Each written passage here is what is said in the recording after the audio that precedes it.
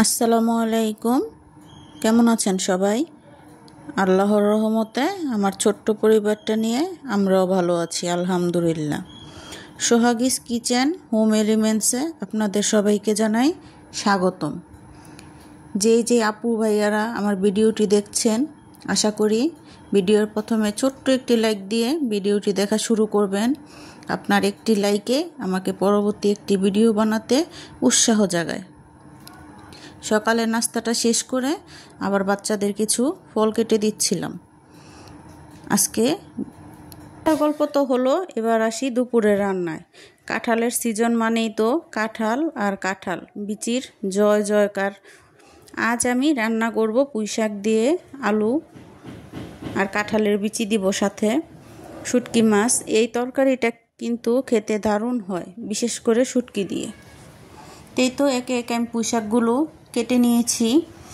এখন ভালো করে পানিতে কতক্ষণ ভিজিয়ে রাখবো, যদি বালু থাকে তাহলে চলে যাবে।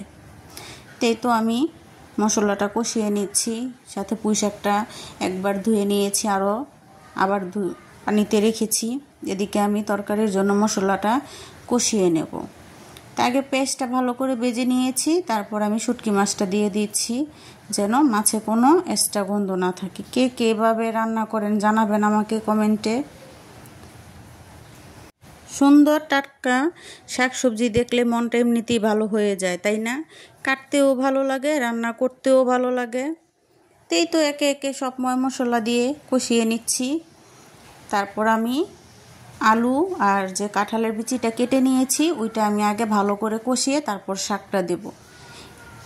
শাক সিদ্ধ হতে তো টাইম লাগে না, এটা একটু ভালো করে কষিয়ে তারপরে আমি সবজিটা দেব, তাহলে শাকের রঙটা ঠিক থাকবে।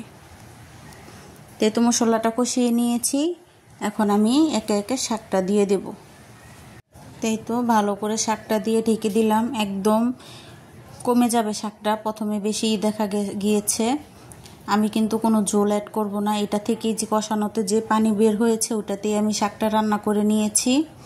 আজকে দুপুরে মেনুতে থাকবে শুটকি মাছ দিয়ে কাঁঠাল বিচি, সাথে পুঁই শাকের তরকারি দেখিয়ে নিয়েছেন, সাথে ডাউল আর ডিম ভুনা। তো এই তো দুপুরে রান্নাটা তো করেই নিয়েছি, রান্নার মাঝে মাঝে অন্য কাজগুলো সেরে নিয়েছি, এতে সময় বাঁচে। তো এই তো আজকে আমার দুপুরে রান্না কমপ্লিট হয়ে গিয়েছে।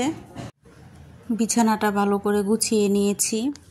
দুপুরে রান্নার শেষে একটু ঘরের ফার্নিচারগুলো মুছে নিচ্ছি। সকালে নাস্তা শেষ করে ডাইনিং টেবিলটা পরিষ্কার করার বাকি ছিল, তো এখন আমি ডাইনিং রুমের টেবিলটা ভালো করে পরিষ্কার করে নেব। সাথের কাজটা সাথে সাথে করে নিলেই ভালো হয়। টি টেবিলটাও উপরে ধুলো পড়েছে, টি টেবিলটাও ভালো করে পরিষ্কার করে নিচ্ছি।